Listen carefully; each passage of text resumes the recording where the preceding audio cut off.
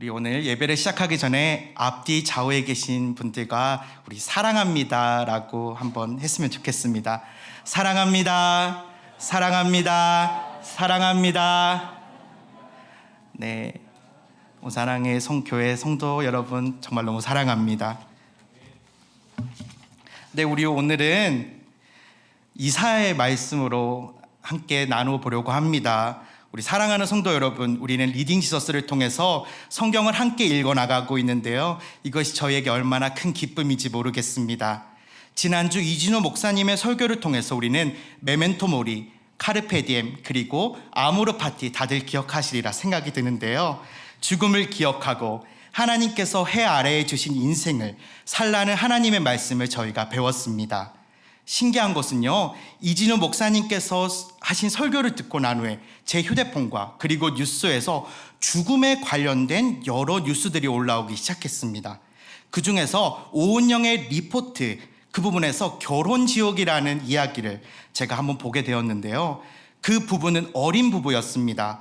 그 부부의 남편은 몇 년 전에 교통사고를 당해서 근력의 저하 그리고 지능의 저하를 겪고 있었고요, 아내는 그런 남편에게 애착 및 불안 증세를 겪고 있었습니다. 그래서 이 아내가요, 남편에게 영양제를 주면은 조금 더 건강해지겠지, 더 나아지겠지 하는 바람으로 영양제를 주문하기 시작해요. 방안에를 촬영해 보니까 이 영양제가 창고에 가득 쌓여 있고, 또 심지어는 이 포장지도 뜯지 않는 이 상자가 다 영양제로 가득 차 있음에도 불구하고 이 아내는 휴대폰으로도 계속해서 영양제를 구입하고 있는 모습을 저는 TV를 통해서 볼 수 있었습니다.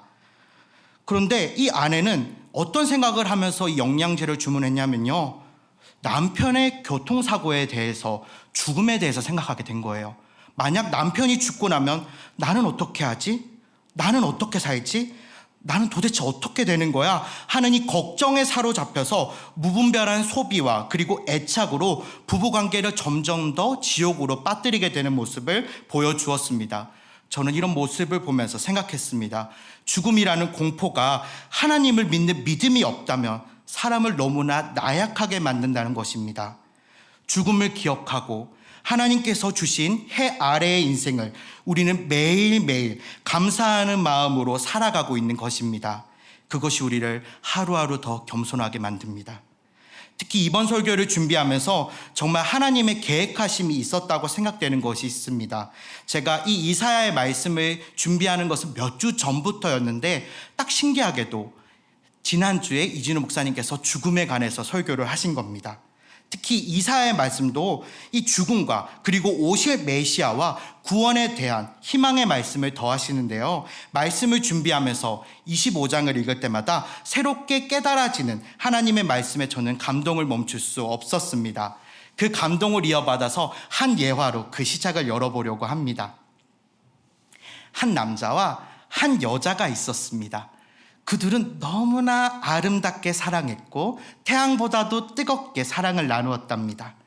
비록 양쪽 부모님의 반대가 거셌지만 그 둘의 사랑 앞에서 그것은 아무런 문제가 되지 않았습니다. 부부는 생각했어요. 어떤 역경과 시련이 와도 우리 둘의 사랑으로 반드시 이겨내리라 손을 맞잡고 다짐했습니다. 그렇게 둘은 꿈만 같이 멀게만 느껴졌던 달콤한 신혼생활에 들어갔고 귀엽고 사랑스러운 딸아이를 낳게 되었습니다. 아내는 하나님을 믿는 크리스찬이었지만 남편은 종교가 없는 사람이었습니다. 그런 남편을 하나님께로 나아오기 위해서 아내는 사랑과 헌신으로 이 남편을 대했습니다. 하지만 그런 노력에도 불구하고 종교의 문제로 결국 이 부부는 불화에 놓이게 되었습니다. 하루는 이 아내가 집에 돌아왔습니다. 그런데 이 아내가 정말 기절할 만한 일을 겪게 되는데요, 남편이 아내가 작기에 들렸다고 생각하여 구판을 버려놓은 것입니다. 아내가 그 광경을 보고 너무나 놀라서 그대로 쓰러졌습니다. 그리고는 끝내 일어나지 못했어요. 그렇게 아내 임종 직전에 양쪽 부모님과 남편이 둘러앉아 있을 때 아내는 핏기가 가신 얼굴로 양가 어른들에게 말합니다. 아버님, 어머님, 서로 손을 맞잡는 모습을 보고 싶어요. 그리고 여보, 이 편지를. 그 말을 하며 남편에게 편지 한 장을 쥐어주고는 아내는 눈을 감았습니다. 남편은 아내의 마지막 말을 듣고 손에 쥔 편지를 열어보았습니다. 흐르는 눈물과 터져나오는 울음을 삼키며 한 글자 한 글자 소중하게 읽어나갔습니다. 편지는 이렇게 쓰여 있었습니다. 여보, 정말 너무나 사랑했어요. 부디 예수님 믿고 꼭 다시 천국에서 만나요. 흰 천에 덮인 채 실려가는 아내의 시선을 보자 연애하던 시절에 결혼하면 꼭 예수님을 믿겠노라 한 약속이 스쳐 지나가기 시작합니다. 그러자 아내 머리맡에 놓인 성경책을 집어들고 아내의 편지 위에 이렇게 답장을 남깁니다. 여보, 나 예수님 믿고 꼭 다시 천국에서 만날 거야. 기다려. 성도 여러분은 이 예화를 듣고 어떤 생각이 드셨나요? 아름다운 사랑 이야기에 감동을 하셨나요? 아니면 아내의 신실한 믿음에 감동을 하셨나요? 저는 이 죽음을 멸하시고 우리를 구원하시고 기다리는 하나님의 소망을 둔 아내의 신실한 믿음에 감동을 했습니다. 여러분, 함께 읽은 25장의 본문이 어떤 질문을 우리에게 던지고 있나요? 예화와 연결되듯이 지금 우리가 사망에 굴복하고 정복당하고 있지 않은가 점검해야 한다고 말하고 있습니다. 하나님은 그의 아들 예수 그리스도의 죽음과 부활을 통해 사망을 영원히 멸하셨습니다. 그것을 우리가 믿음으로 사망을 정복할 수 있다는 사실을 믿으시길 바랍니다. 그렇다면 다시 오늘 본문 이사야 25장으로 돌아가서 1절에서 5절 말씀을 살펴보겠습니다. 우리 한번 함께 한 목소리로 읽어보려고 하는데요. 모두 한번 앞에 보시면은 말씀이 띄어질 것입니다. 여호와여, 주는 나의 하나님이시라. 내가 주를 높이고 주의 이름을 찬송하오리니 주는 기사를 옛적에 정하신 뜻대로 성실함과 진실함으로 행하셨음이라. 주께서 성읍을 돌무더기로 만드시며 견고한 성읍을 황폐하게 하시며 외인의 궁성을 성읍이 되지 못하게 하사 영원히 건설되지 못하게 하셨으므로 강한 민족이 주를 영화롭게 하며 포악한 나라들의 성읍이 주를 경외하리이다. 주는 포악자의 기세가 성벽을 치는 폭풍과 같을 때에 빈궁한 자의 요새이시며 환난 당한 가난한 자의 요새이시며 폭풍 중에 피난처이시며 폭양을 피하는 그늘이 되셨사오니 마른 땅에 폭양을 재앙같이 주께서 이방인의 소란을 그치게 하시며 폭양을 구름으로 가림같이 포악한 자의 노래를 낮추리이다. 아멘.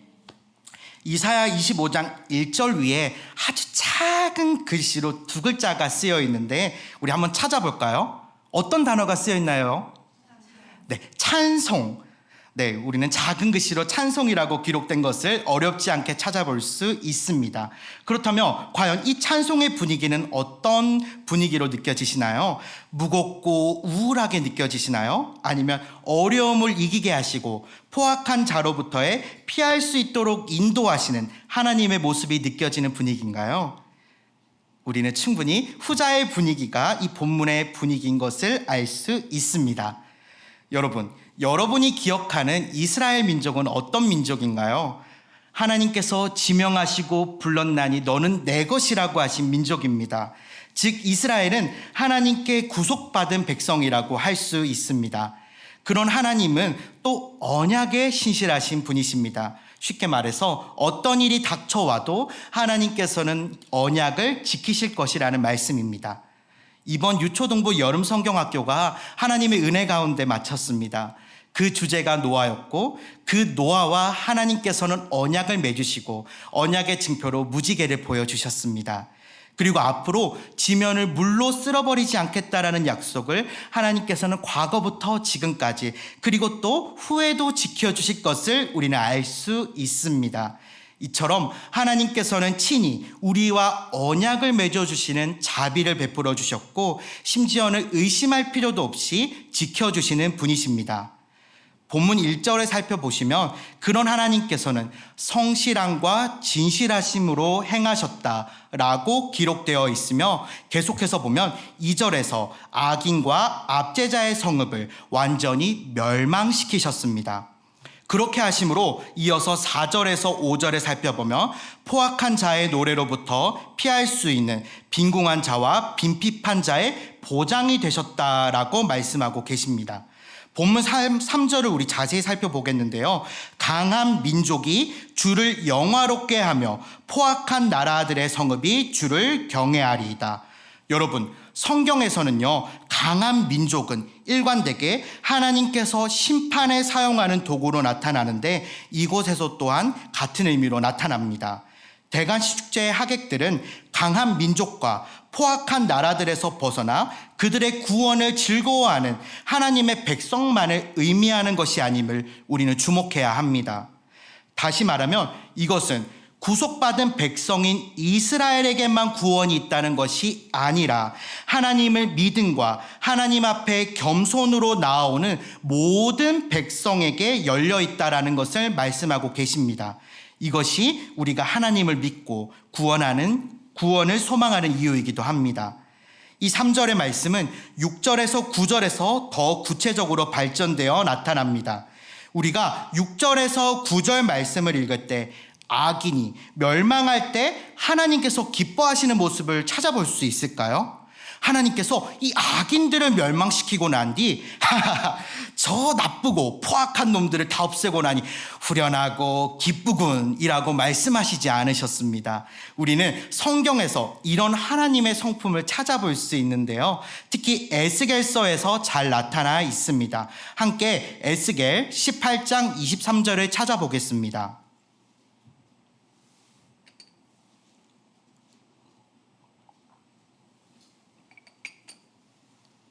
네, 찾으셨으면 함께 봉독하겠습니다. 주 여호와의 말씀이니라. 내가 어찌 악인이 죽는 것을 조금인들 기뻐하랴. 그가 돌이켜 그 길에서 떠나 사는 것을 어찌 기뻐하지 아니하겠느냐. 또 이어서 에스겔 33장 11절을 함께 읽겠습니다. 너는 그들에게 말하라. 주 여호와의 말씀이니라. 나의 삶을 두고 맹세하노니 나는 악인이 죽는 것을 기뻐하지 아니하고 악인이 그의 길에서 돌이켜 떠나 사는 것을 기뻐하노라. 이스라엘 족속아 돌이키고 돌이키라. 너희 악한 길에서 떠나라. 어찌 죽고자 하느냐 하셨다 하라. 아멘. 하나님께서는 악인들의 심판과 멸망을 기다리고 소망하는 것이 아니라 오히려 그들이 돌이켜서 하나님 앞으로 돌아오는 것을 소망하고 기뻐하시는 그런 분이십니다. 성도 여러분, 저는 이 구절을 계속해서 읽을수록 저는 너무 부끄러웠습니다. 저도 똑같은 죄인이고 매일매일 하루하루 죄를 짓고 사는 어쩌면 악인과 다를 바 없는데 그런 저에게도 하나님께서는 말씀하십니다. 돌이켜라, 돌아와라 하고 저를 위해서 기다리시는 하나님을 생각하면 제가 어찌 돌이키며 회개하지 않을 수 있을까요? 혹시 성도 여러분들 가운데 스스로가 가지고 있는 추함과 악함을 부끄러워하며 죄스러워하는 분이 있지는 않은가요? 스스로를 악인이라고 생각하며 수치스러움에 사로잡혀 계시지는 않은지요? 그럴 때 교회 나와서 기도하십시오. 하나님과 단 둘의 시간을 가지길 소망합니다. 기도의 시간에 우리가 가지고 있는 모든 수치를 하나님 앞에 고백할 수 있는 지혜가 있기를 소망합니다. 모든 죄를 하나님 앞에서 고백할 때 하나님께서는 모든 수치를 덮으시며 따뜻한 품으로 우리를 안아주시는 그런 하나님이십니다. 공의의 하나님께서는 악인을 벌하시지만 돌아오기를 기다리시며 하나님의 잔치를 초대하시기를 원하시는 그런 분이심을 믿으시길 바랍니다. 본문 6절을 살펴보면 만군의 여호와께서 이 산에서 만민을 위하여 기름진 것과 오래 저장하였던 포도주로 연회를 베푸시리니 곧 골수가 가득한 기름진 것과 오래 저장하였던 맑은 포도주로 하실 것이며, 여기서 만군의 여호와께서 연회를 베푸시는데 그 대상이 누구로 등장하고 있나요? 네, 바로 만민입니다. 하나님께서는 모든 사람에게 연회를 베푸시기를 원하십니다. 우리 본문 7절에서 8절을 함께 봉독하시겠습니다. 또 이 산에서 모든 민족의 얼굴을 가린 가리개와 열방 위에 덮인 덮개를 제하시며 사망을 영원히 멸하실 것이라. 주 여호와께서 모든 얼굴에서 눈물을 씻기시며 자기 백성의 수치를 온 천하에 제하시리라. 여호와께서 이같이 말씀하셨느니라. 아멘. 이 본문에서 우리는 모든 민족, 모든 얼굴이라는 단어를 찾아볼 수 있는데, 모든이라는 단어를 통해서 이사야 저자는 선택받은 이스라엘 민족뿐만이 아니라 우리 모두가 연애에 초청받았다는 사실을 알려주고 있는 것입니다. 그렇다면 우리는 어떤 연애에 초청받은 것일까요? 고대 기록들을 살펴보면 왕은 특별한 선언을 할 때 큰 잔치를 벌이는데, 여기서 묘사된 축제가 이런 축제에 속합니다. 6절에 보면 하객들 앞에 최고의 음식들이 마련된 이 잔치 속에서 잔치의 주인은 새로운 통치 체제를 선언합니다. 그 선언은요, 아담과 하와 이래 이 땅을 주관해 왔던 사망은 멸망할 것이라고 말씀하고 있습니다. 또 온 모든 민족을 향해 덮친 죽음이란 장막도 거두어지면서 모든 얼굴에 얼룩지게 된 눈물을 씻기게 됩니다. 이스라엘의 거룩한 자는 온 땅에 하나님 한 분밖에 없습니다. 하나님께서 사망이 다스리는 통치가 끝났다고 궁극적으로 선언하심으로써 하나님의 유일한 주권이 선명하고 더 강력하게 드러나게 되는 것입니다. 성도 여러분, 이 말씀이 얼마나 우리에게 힘이 되고 위로가 되는지 모르겠습니다. 죽음이라는 단어가 우리를 무겁게 만들고 때로는 힘들게 만들기도 합니다. 그런 죽음을 영원히 없애주시겠다는 말씀, 그것은 바로 희망의 말씀이며 생명의 주권자가 바로 하나님이라는 위대한 선포입니다. 그런 하나님께서는 눈물로 얼룩진 우리 얼굴에서 그 눈물 자국을 씻어주시며 수치를 없애주신다는 그런 위로의 말씀을 우리에게 전해주고 계시는 겁니다. 그 큰 사랑이 이 말씀을 통해서 우리의 수치를 덮어주십니다. 우리 9절을 함께 살펴보겠는데요. 제가 읽겠습니다. 그 날에 말하기를 이는 우리의 하나님이시라. 우리가 그를 기다렸으니 그가 우리를 구원하시리로다. 이는 여호와시라. 우리가 그를 기다렸으니 우리는 그의 구원을 기뻐하며 즐거워하리라 할 것이며. 여러분들은 저보다 오래 또 하나님 말씀을 들어서 잘 아시겠지만 이 성경에는 하나님의 여러 가지 성품들이 등장합니다. 우리 아이들에게도 많이 가르쳐준 성품들인데요. 그 중에서 신실하신 하나님, 공의로우신 하나님, 합당하신 하나님 등의 다양한 성품들이 이 성경을 통해서 등장하는데, 이 말씀 속에서 찾아볼 수 있는 성품은요, 바로 하나님의 합당하신 성품을 알 수 있습니다. 이사야 6장 5절을 제가 읽어드리겠습니다.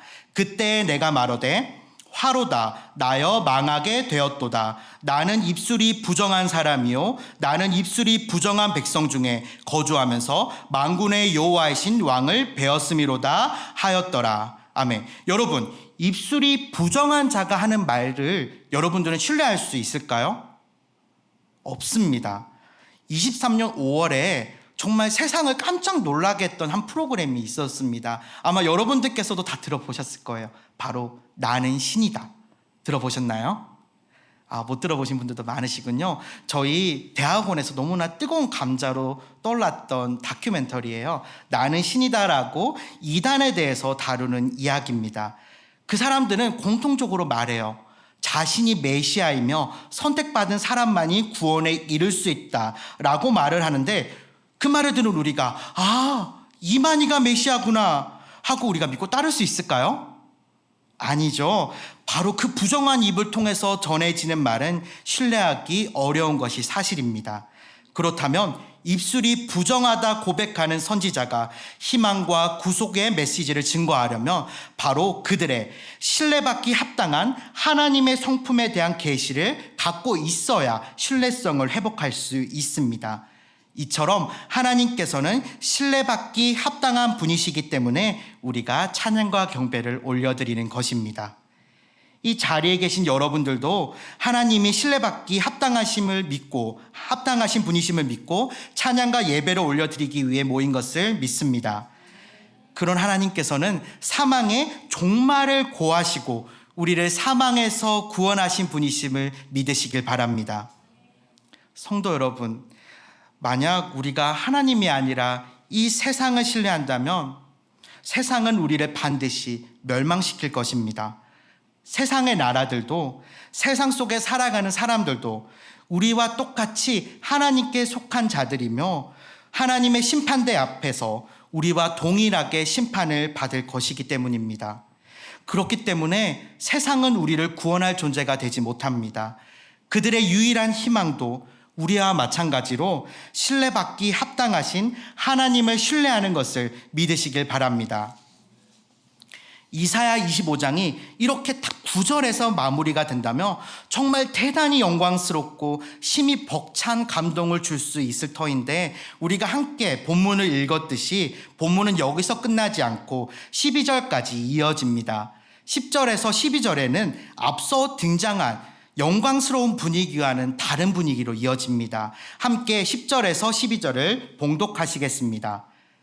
여호와의 손이 이 산에 나타내시니 모압이 거름물 속에서 초계가 밟힌같이 자기 초소에서 밟힐 것인즉 그가 헤엄치는 자가 헤엄치려고 손을 펴같이 그 속에서 그의 손을 펼칠 것이나 여호와께서 그의 교만으로 인하여 그 손이 능숙함에도 불구하고 그를 누르실 것이라. 내 성벽에 높은 요새를 헐어 땅에 내리시되 진토에 미치게 하시리라. 아멘. 여러분, 함께 10절에서 12절을 봉독하였는데 어떤 느낌이 드셨나요? 앞서 영광스러운 약속을 하시며 신뢰받기 합당한 하나님의 성품을 우리가 찬양을 하다가 갑자기 현실로 돌아오는 누군가를 밟아버리겠다, 헐어버리겠다, 누르시겠다 하는 이 말씀, 너무나 지독하고 냉철한 이 현실로 돌아오는 말씀에 당황스러우신가요? 하지만 이사야서를 함께 읽어오신 여러분들께서는 어쩌면 익숙한 느낌이 드실 겁니다. 이사야 24장 14절에서 16절에 보면은 비슷한 일이 일어납니다. 보면은요, 위에서는 성읍이 황무하고 성문이 파괴되는 등의 냉혹한 현실이 나열되다가 갑자기 하나님의 위엄을 찬양하고 영화롭게 하는 이야기가 등장하는 이 엄청난 대조의 방식이 이사야서의 특징입니다. 오늘 본문에도 이 같은 대조의 방식이 사용되었습니다. 특히 이를 통해서 이사야 저자가 말하고 싶은 핵심은 죄는 반드시 심판받는다는 것입니다. 하나님께서는 자비로우시고 노하기를 더디하시며 용서하시는 분이십니다. 그렇다고 우리가 그것을 이용하여 방탕하게 살면서 회개 없이 계속해서 죄를 짓는 것을 하나님께서 신경 쓰지 않으실 것이라고 생각해서는 안 됩니다. 죄는 반드시 심판받을 것이며 그 죄로 인해서 받아지는 심판은 결코 감해지는 것 없이 온전히 받게 될 것입니다. 하나님께서는 모든 사람에게 구원을 베푸시는 분이십니다. 또한 오늘 본문에서 함께 살펴보신 것처럼 자신이 선택한 백성만을 위해서 사망의 장막을 거두시는 분이 아니시라 모든 백성들에게 사망의 장막을 거두시는 그런 분이십니다. 하지만 이런 은혜를 누릴 수 없는 사람들이 존재합니다. 바로 교만한 사람들입니다. 이사야서를 우리가 쭉 읽어오다 보면은요, 그런 교만한 사람이 등장합니다. 바로 모압 사람입니다. 그들은 이사야 16장 6절에 보면 우리가 모압의 교만을 들었나니 심히 교만하도다. 그가 거만하며 고만하며 분노함도 들었거니와 그의 자랑이 헛되도다라고 말합니다. 그들은요, 자랑하기를 좋아하고 자신의 자랑을 더 부풀려 말하기도 하고 또 거만하고 교만한 사람들이었습니다. 그런 모압을 향해서 이사야 저자는 통곡하고 근심했지만 하나님께서는 그런 모압의 교만을 밟아버린다고 말씀하고 계십니다. 하나님의 복이 모든 사람들에게 주어지는 큰 축제가 종말의 특징입니다. 하지만 하나님을 거부하고 자신을 믿으며 자신의 교만과 겸손을 모르는 자들에게 닥칠 끔찍한 멸망과 심판 또한 종말의 특징입니다. 요한계시록 22장 1절을 우리 함께 읽어보도록 하겠습니다.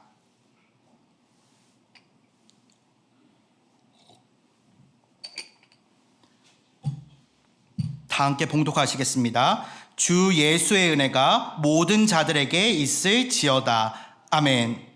여러분, 하나님께서 세상의 끝에 무엇을 두셨나요? 멸망과 심판의 저주인가요? 아니요.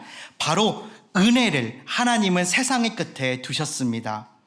하지만 죄로 어두워진 우리는 우리의 선택으로 말미암아 우리를 믿고 우리를 자만하고 우리를 너무나 신뢰하는 까닭에 멸망과 심판 또한 하나님의 마지막으로 만드는 어리석음을 범하게 됩니다. 그렇다면 우리는 세상의 끝에서 은혜와 복을 받는 축제를 누리기 위해서 어떻게 해야 할까요? 우리는 죽음을 정복해야 합니다. 오늘날 우리에게 가장 뜨거운 감자가 바로 죽음에 대한 문제인 것 같습니다. 현재의 삶이 너무나 소중하고 그 현재를 살아가는 본인이 그 어떤 것보다도 중요하게 생각되는 이 세상의 풍조를 향해서 사망은 우리를 향해서 조롱하고 우롱합니다. 야, 너네가 좋아하는 그 돈? 소중하게 모은 돈? 그거 다 죽어서 가져갈 거야? 친구? 죽어서도 그 친구와 함께 있을 것 같아? 너 자신? 죽으면 넌 어떻게 되는데? 맞습니다. 우리가 이 세상에서 중요하게 생각하다고 생각하는 것들 스스로 돈, 명예, 건강, 친구, 가족 그 모든 것들은 죽음 앞에서 무의미해집니다. 하나님의 자녀인 우리도 죽음 앞에서 평등합니다. 전도서 저자의 말처럼 우리는 모두 죽기 때문입니다. 하나님의 자녀인 우리도 죄인도 승자도 패자도 권력자도 심지어 사람을 살린다는 의사도 반드시 죽게 됩니다. 그렇다면 이런 의문이 우리를 찾아오게 됩니다. 바로 그렇다면 사망이 우리의 끝이라면 지금 살아가는 이 삶이 우리에게 의미가 있을까? 라는 의문입니다. 이런 의문을 세상을 살아가는 사람들이 회피하기 위해서 안락한 삶, 쾌락을 주는 것들, 나를 안전하게 여기는 이 집, 그리고 권력 등을 극대화시킵니다. 그것들을 통해서 사망이라는 두려움 속에서 비겁하게 도망가거나 최대한 이 사망이 늦게 오도록 지연시키는 것이 이 세상 지식의 한계입니다. 그들은 세상 속을 살아가는 자신에게 의미를 두기 때문에 끊임없이 그들은 살아가는 동안에 스스로에게 의미를 부여해야 하며 끊임없이 발버둥 쳐야만 합니다. 하지만 우리 크리스천들은 그 모든 것들 또한 의미가 없다는 사실을 잘 알고 있습니다. 그렇다면 우리는 이 세상 속에서 어떤 의미를 의지하면서 살아가야 할까요? 제가 유초등부 아이들에게 종말에 대한 설교를 할 때 결론으로 말했던 한 문장이 생각납니다. 바로 우리가 이 세상의 소망을 두는 것이 아니라 하늘의 소망을 두기 때문에 세상의 끝이 기다려집니다. 라는 문장입니다. 오늘 본문 25장을 통해서 사망은 하나님에 의해서 멸망했다는 것을 알 수 있습니다. 또한 이 말씀은 신약에서도 나타나는데 고린도전서 15장 55절에서 57절입니다. 우리 함께 찾아보도록 하겠습니다.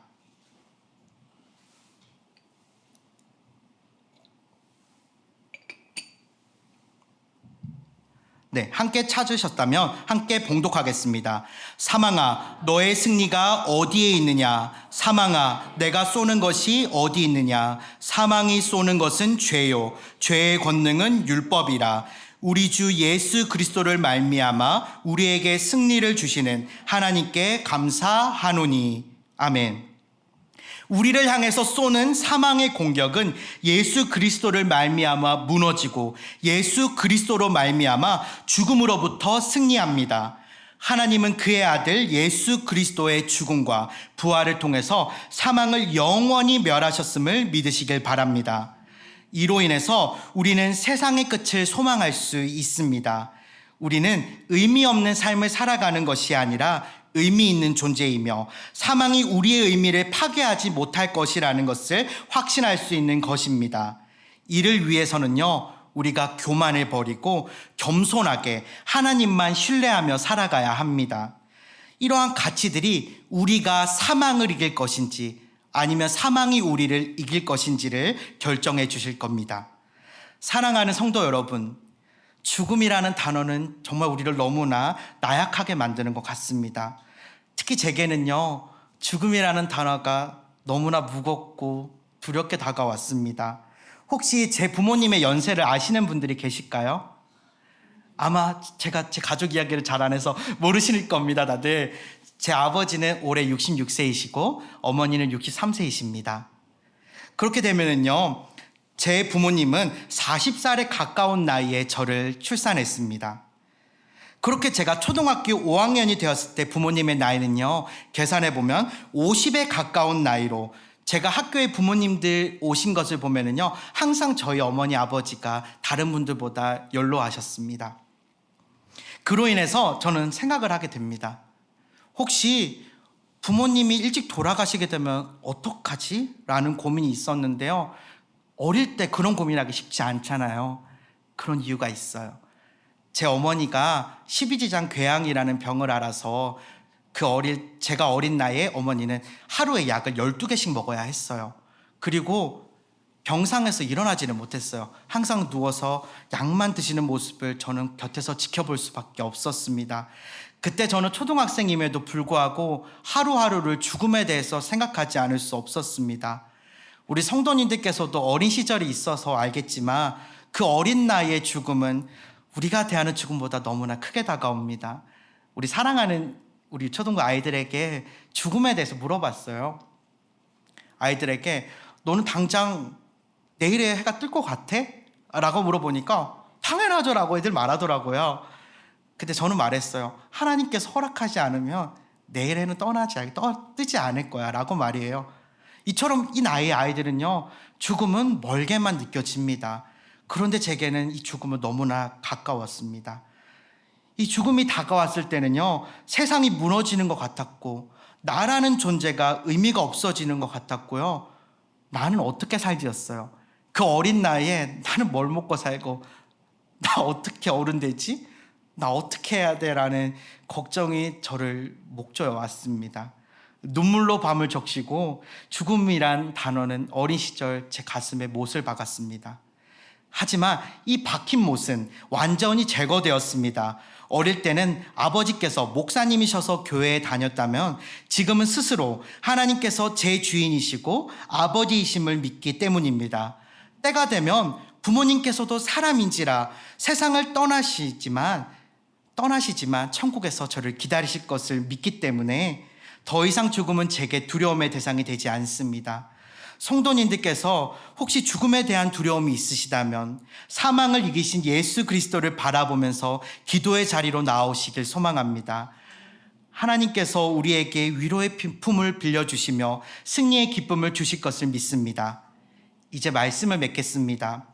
우리는 구약을 읽으면서 특히 이사야서를 읽으면서 떠오르는 신약의 한 분이 있습니다. 바로 예수님입니다.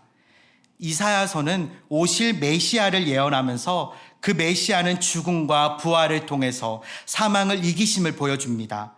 사랑하는 성도 여러분, 여러분은 하나님의 연회에 초대받으셨음을 믿으십니까?